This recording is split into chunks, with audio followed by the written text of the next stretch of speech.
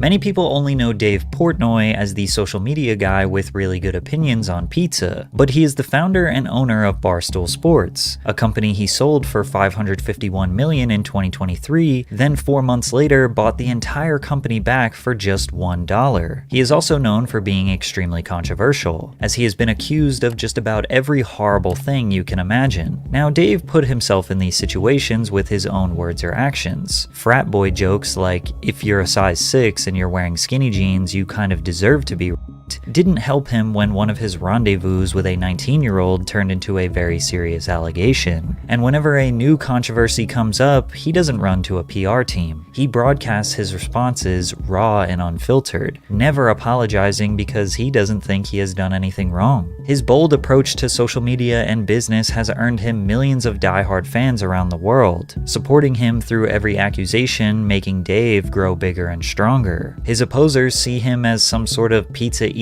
gambling supervillain, wondering when all of this will reach a tipping point. After graduating from Swampscott High School in Massachusetts, Portnoy pursued a degree in education at the University of Michigan, where he developed his love of partying, gambling, and pizza, 3 things that meant so much to him he would dedicate his whole life to it. In June of 2003, the very first issue of the Barstool Sports newspaper hit the streets of Boston, the only newspaper in Boston written by the common man for the common man. The people at Barstool Sports are a bunch of average Joes who, like most guys, love sports, gambling, golfing, and chasing short skirts. Dave drove around in his Astro van, dropping the paper off at newsstands, bars, and subway stations, hoping people would read his work. At the time, Dave didn't really know what he wanted to do or how he could make money from it, but he was fixated on building a community of other guys just like him. Unfortunately, from the very beginning, Dave had a difficult time managing his money. He was working some corporate sales job making around $100,000 per year, but spending it all and then some. In 2004, he owed $59,000 to credit card companies and $18,000 to his father. On top of that, he had lost $30,000 gambling, which led to him filing for bankruptcy. Barstool had a tough time taking off since nobody really wanted to read about a Sunday afternoon with the guys watching football. Dave knew he needed something more exciting to attract readers, so he started hiring professional models and paying for erotic photo shoots to blast on the front page. Dave's readers increased exponentially due to the Miss Barstool competition, which featured girls answering questions like, do you want guys to stare at you when you wear a bikini to the beach? And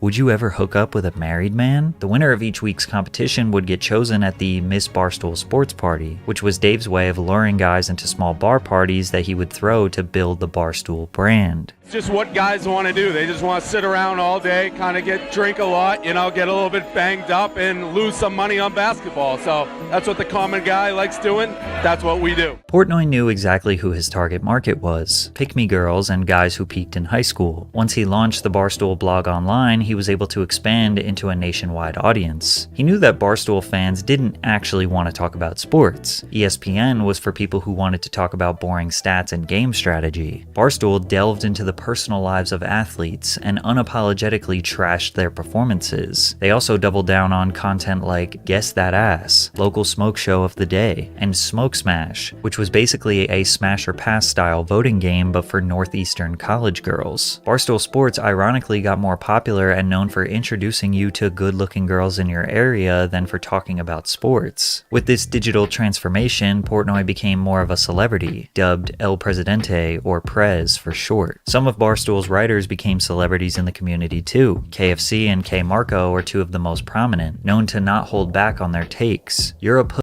Santonio Holmes, a coward, a pathetic excuse for a professional athlete, just downright despicable. But there was another Barstool legend you might recognize, Jenna Marbles. Jenna wrote and made content with Barstool before she started her YouTube channel. Barstool fans loved that Jenna understood what guys liked. She was funny, and most importantly, she posted scantily clad photos of herself on the site. Jenna was also a cheat code for content. Sports fans were baffled that a girl wanted to talk to them. Would you rather have words with the cops, or would you rather sleep with them?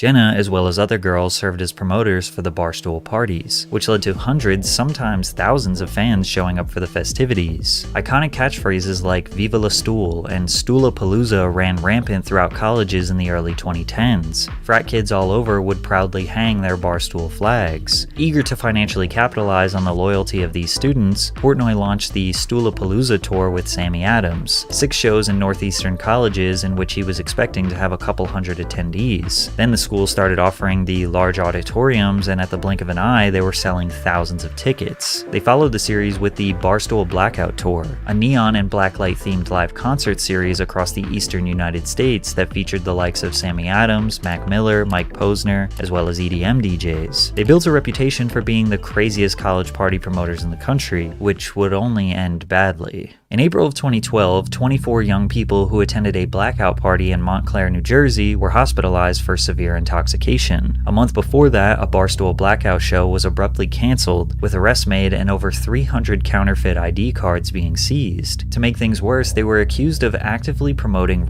culture. This is a difficult thing to prove, that is, until people read Dave's personal blog in 2010 where he wrote, "Even though I never condone if you're a size 6 and you're wearing skinny jeans, you kind of deserve to be raped, right?" The 33-year-old also said the following: "We don't condone rape of any kind at our blackout parties. However, if a chick passes out, that's a gray area." Now, most people are quick to say that Dave is just joking, and again, Dave knows his target audience. This type of joke crushes around his buddies in the bar. On an interview with Inside Edition, Dave doubled down on his comments. You posted the following on your site: "I never condone rape, but if you're a size 6 and you're wearing skinny jeans, you kind of deserve to be raped." Correct. I stand by that. I think it's a funny joke. You think rape is funny? No, I didn't say that. I think it's a funny joke. Do you understand how offensive that is? No, I obviously don't. Others argued that these jokes, as well as the over-fetishization and objectification of women throughout the Barstool culture, promotes men assaulting or at least harassing women. In August of 2011, Portnoy faced further backlash after posting explicit images featuring the 2-year-old son of legendary quarterback Tom Brady. The photo was a leaked paparazzi image of Tom's family at the beach, and his baby boy was naked. The article was posted to the Barstool Sports page titled, "Check out the howitzer on Brady's kid." In case you're curious, a howitzer is basically a military-grade cannon. The photos also accompanied a short article glamorizing and psychoanalyzing the child's genitalia, but Dave said his comments were not sexual. David, thanks for being with us. I want to ask you first of all, because I've got people saying that you're out of line, not only with the picture of the 2-year-old boy, but the comments about the boy's private parts. You're on the air. What do you say? Yeah, I don't see it that way at all. I don't think it's out of line at all, or else I wouldn't have posted it. How then would you describe how you describe the little boy's private parts? I said he had a big howitzer. Despite all the backlash, Dave did not think he did anything wrong, nor did he want to delete the post. "I had no intentions of taking it down until the visit from the cops. I met with them, they asked me to take it down in the best interest of everybody involved. I told them I'd call them back in an hour with my decision, and then took it down. I basically didn't want to get into a pissing contest with the cops or the state. There's no such thing as bad publicity, they say." Dave is a true testament to that. Dave's controversies only continued to benefit him and the Barstool brand, attracting more guys who loved raunchy humor, gambling, and sports. He also attracted more haters, who formed an alliance called Knockout Barstool, a group created in opposition of the blog's use of jokes and light attitude towards sexual assault. Knockout Barstool rallied and protested one of their blackout events at Northwestern University. Right now, we're driving over to a mass protest about me. Perpetuating culture. Victim blaming. Sexism. Misogyny. Homophobia. Racism. You need to identify them and make them known. The protest moved outside of the event, where partiers dressed in neon clothing encouraged the chaos.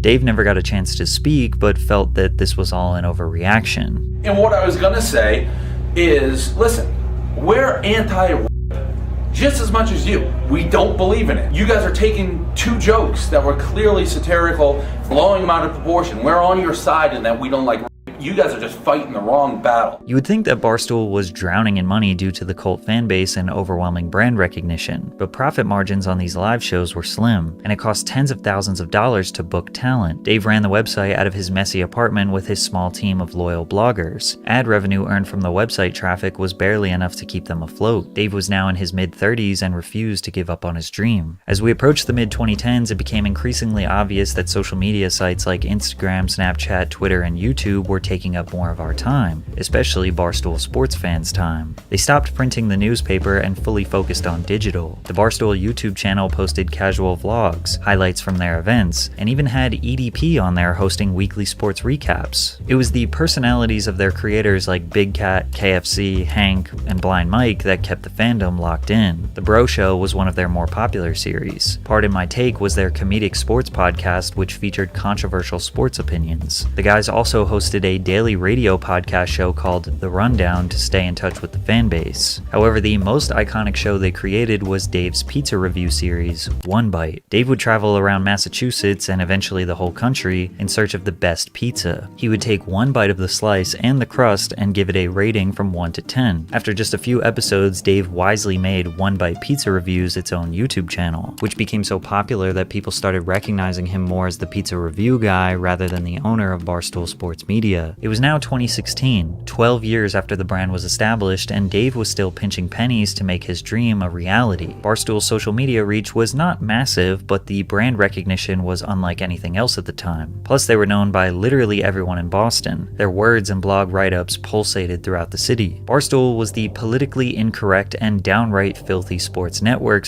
/ men's lifestyle brand, but it had way too many moving parts than Dave knew how to handle, and he finally decided it was time to sell. Due to its 5 million monthly website viewers and immense advertising potential, Barstool was able to sell 51% of the company to the Chernin Investment Group at a $10 to $15 million valuation. The valuation shocked everyone. Barstool was definitely big, but nobody thought it was $20 million big. Portnoy says he was able to put millions in his pocket while still pouring the majority of the lump acquisition sum into the business, and that's exactly what he did. But Barstool being acquired by a corporation was obviously going to change things. Slowly but surely, Dave would become closer to the traditional corporate sports network he wanted to destroy. A new CEO stepped in, Erica Nardini, to handle the company's financial direction, while Dave focused on content strategy. He knew he couldn't hold people's attention alone, so he scouted talent, and his mindset was simple. Find creative people and let them do whatever the they want, and some hit and some don't. They started filming what it was like to work behind the scenes at a sports network. Stool Scenes was their unorganized, unscripted reality show of what it's like to work at the Barstool office. They acquired Rough and Rowdy, which is a pay-per-view boxing / brawling event that mostly features highly untrained individuals sloppily scrapping for a cheap payday. They acquired Michael Rappaport and his infamous Rant series. Chicks in the Office started as an Instagram series featuring Barstool girls talking about pop culture. Caleb Presley was doing comedic on-the-street interviews. They acquired the Call Her Daddy podcast that was started by Alexandra Cooper and Sophia Franklin. 2018 was easily the most chaotic and experimental time for Barstool. They were launching multiple series ideas every week, testing personalities to see who the fans would gravitate towards. Spin Zone, Wine Walks, Chicks Being Chicks, Gooned Up, Healthy Scratches. They would come up with an idea, slap a name on it, and throw it at the wall to see if it sticks. But with the growth of the company meant that controversies that Dave thought were small would become huge news. In June of 2018, Portnoy said on Barstool Radio that Rhea Kufo, a 20-year-old on-camera Barstool personality, would not be able to put her face in front of a camera in 5 years because people will throw up. Disgusted by the headline, Rhea confronted Dave, asking him why he would make such a rude comment. Are we going to talk about how Dave's ass is in the jackpot, or because he said that I'm going to look so gross in 5 years that people will puke on camera? There's a chance I said that. That is horrible. Double jackpot. That is really horrible. I'm just saying you're going to age Rhea because you're in Barstool World like your boyfriend Hank. Yeah, but in 5 years people will puke when they see me? That's aggressive. That is really aggressive. First of all, apologize. I will not apologize. Yes, my job is to work on camera. That's, what if I want to be working here in 5 years? I want to be on camera. I want to stay here. Well, so maybe you have to go behind the camera. Dave claims he was just joking, but Rhea stormed out of the office in tears, which just made him even more mad. Honestly, if you're going to cry, then walk your ass out the door. I don't give a about that. Dave went on to say if guys and girls want to be treated the same in his company, then he will joke on them equally as hard. Barstool fans thought this was peak entertainment, but outsiders suspected that the company culture was extremely toxic. Portnoy also fired Michael Rappaport for insulting the Barstool Stoolies fanbase on his podcast. With Rappaport being known as a loudmouth lunatic, Dave expected him to air this out on social media. Rappaport then challenged Dave to a boxing match, as well as posting this unpleasant photo, to which Dave responded by selling t-shirts with Michael's face dressed up as a clown with herpes. Rappaport couldn't take the heat and sued Dave for defamation, which went to trial. What about that shirt do you believe would haunt him for the rest of his life? He's depicted as a clown. A clown with herpes?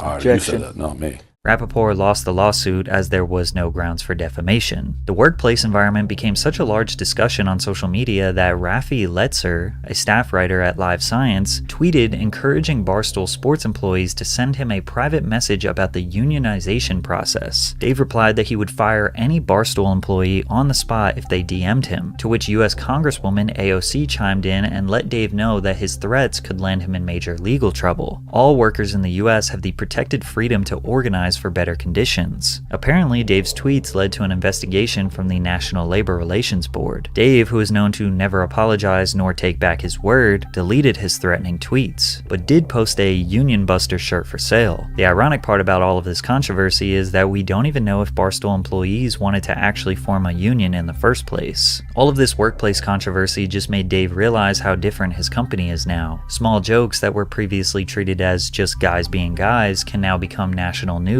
that led to investigations and lawsuits. He needed to drift away from his common man ways and be more professional. But Barstool had more momentum than ever. They launched the One Bite app where fans could rank pizzerias around the world after visiting them. The app gained 175,000 downloads in its first month. Barstool claimed that each review earns about 796,000 views per episode across their YouTube, Instagram, website, app, and other platforms. As you can imagine, this is extremely great marketing for small business pizzerias around the country, who would see immediate sales increases whenever Dave would post his reviews. With all this momentum, Dave struck the biggest deal of his career. Penn Gaming announced that it has entered into an agreement to acquire a 36% stake in Barstool Sports for approximately $163 million in cash and convertible preferred stock, making the company worth about $450 million. Portnoy now only owned roughly 10% of the company, but he was filthy rich and had a multi-million-dollar machine backing him. To make things even better, the pandemic caused the entire world to be trapped inside, which made all of Barstool's content platforms exponentially increase. One Bite, Pardon My Take, BFF's podcast, Foreplay Golf, Call Her Daddy, Sunday Conversations, and every single Barstool original program were skyrocketing in popularity. They were dominating the media landscape on all platforms. Dave also introduced a charity fund to help small businesses impacted by COVID-related lockdowns. Two of the businesses chosen for the fund, Borelli's and Mamma Mia 44th Southwest, both in New York City, were restaurants that he had previously visited as a part of his pizza review program. In total, 2020 saw Portnoy raise nearly $30 million for 167 small businesses in the US. By the end of COVID lockdowns, Portnoy had raised more than $40 million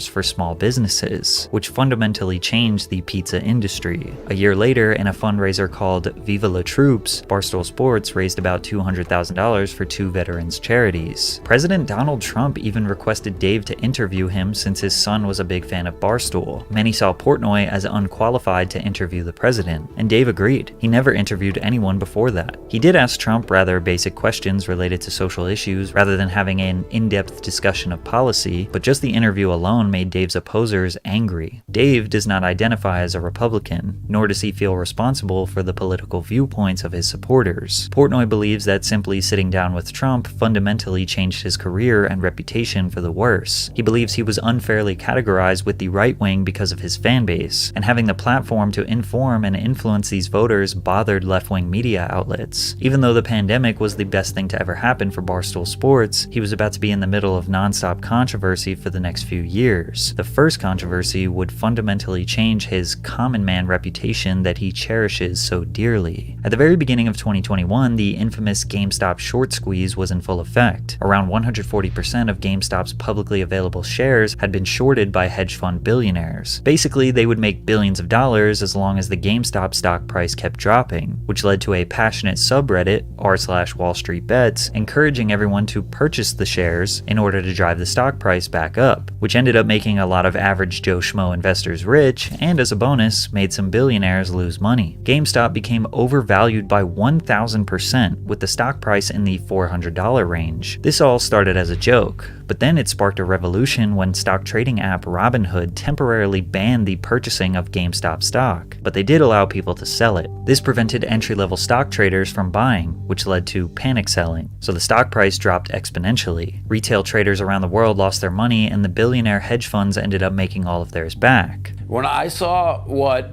Robinhood was doing, ironically, Robinhood take from the rich and give to the poor, even though they do the exact opposite, I was stunned. I think it's criminal. I think there has to be an investigation. I think people have to go to jail. Whether that actually happens, I don't know. But I've never been more convinced about market manipulation and the people, the hedge funds, controlling the game than today. I mean, just to wake up and say, hey, you can't trade these stocks anymore. You can only sell them. We're going to intentionally crash the market in these stocks, and everyone who has it, tough, you're going to lose a ton of money, but we're going to save the rich people and the hedge funds.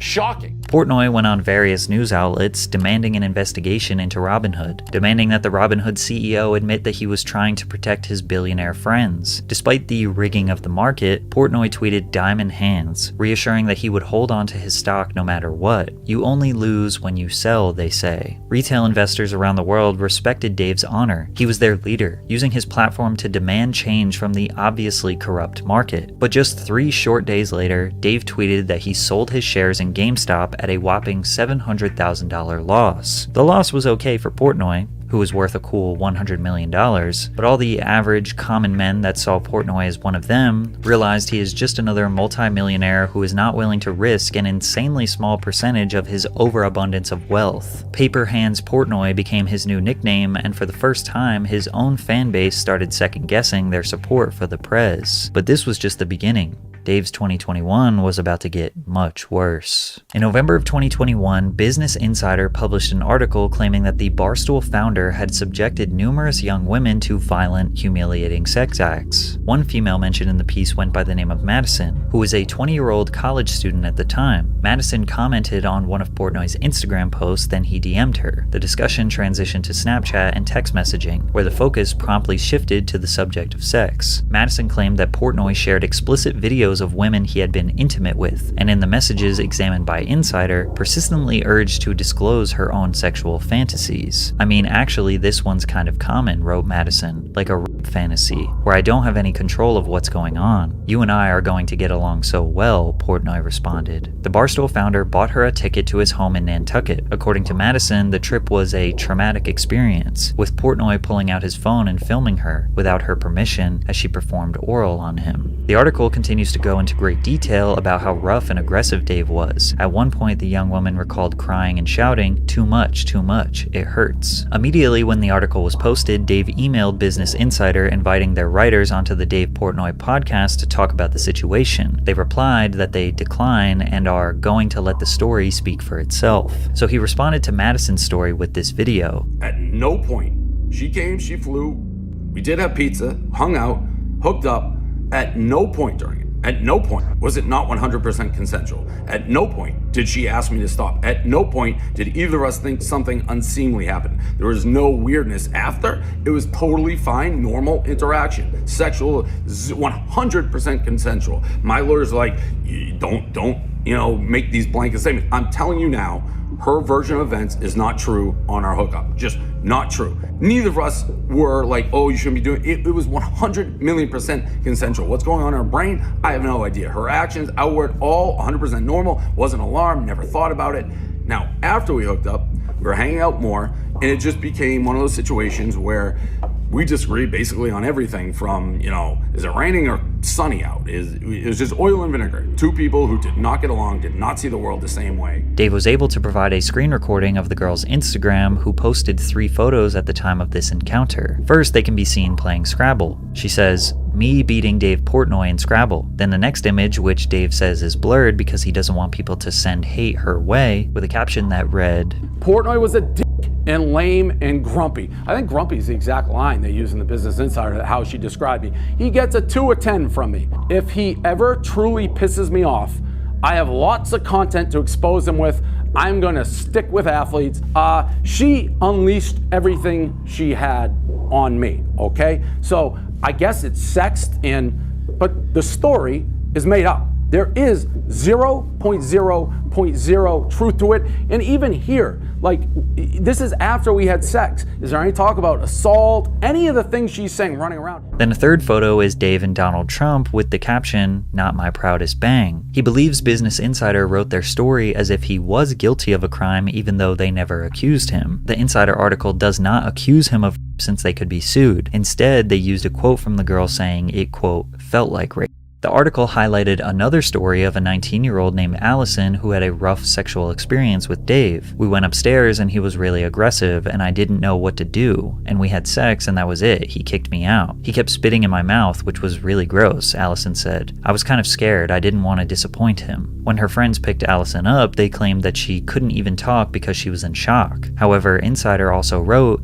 Allison does not describe what happened to her as sexual assault, but said she was still deeply disturbed by the experience, but then went on to say that 3 days later she was hospitalized due to ending thoughts. Dave and many others pointed out that Business Insider wrote this article as if he did assault these women, when both of them say that everything was consensual. Dave then did a live stream on his YouTube channel where he spent 1 hour releasing evidence that he did not assault Allison and Madison, including the Instagram DM conversation between him and Allison. Allison was in Nantucket where Dave lived and asked him to hang out multiple times, to which he denied. Then on a different day she said, "Can we bang?" to which he replied, "Yes," and reassured her that if she didn't want to do anything, they wouldn't. After the hookup, Dave shows the two texting back and forth. Because Allison was hospitalized due to ending thoughts, her mother filed a police report. The police report did not prompt an investigation because again, no crime was technically reported. In the report, the mother, who wanted her name to be anonymous, said that Dave Portnoy only hangs out with 18-year-old girls and asks them if they are willing to have intercourse with him. Then says that her 19-year-old daughter went to David's house and something happened.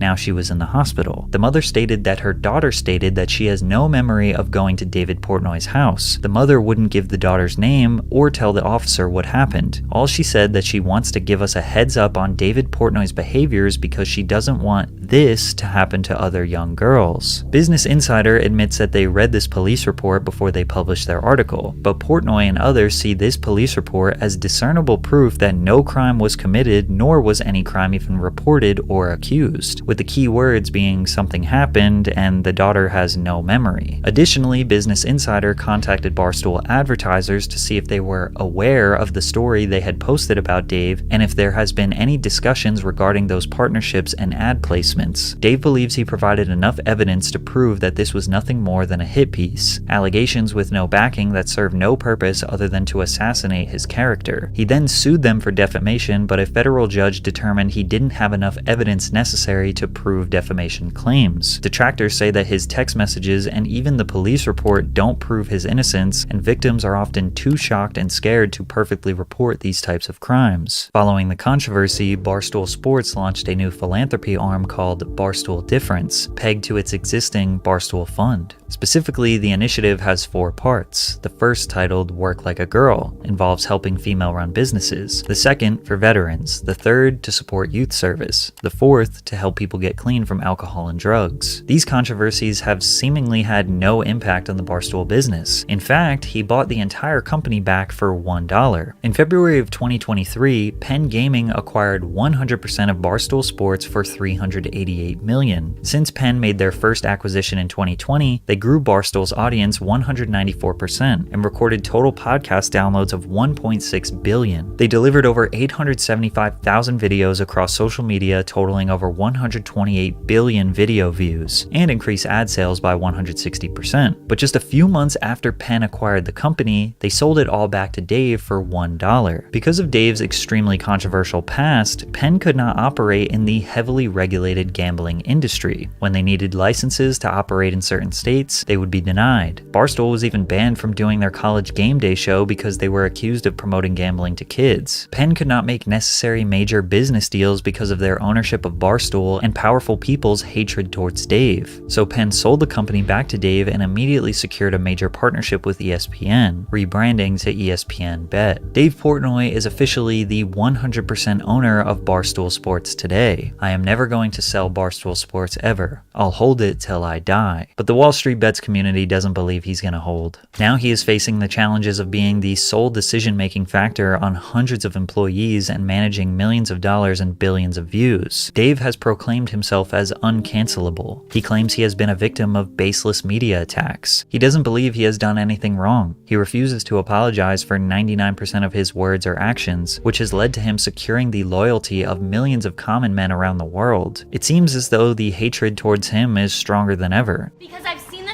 that you write. By who? And also Say your it. anti-union bullshit is disgusting. Anti-union? I hope your f***ing Barstool Sports bullshit dies and rots in the ground. We're just 20 like years you, though. Let me be a little clearer. Move on. Don't stand in front of my business. Let me be clear.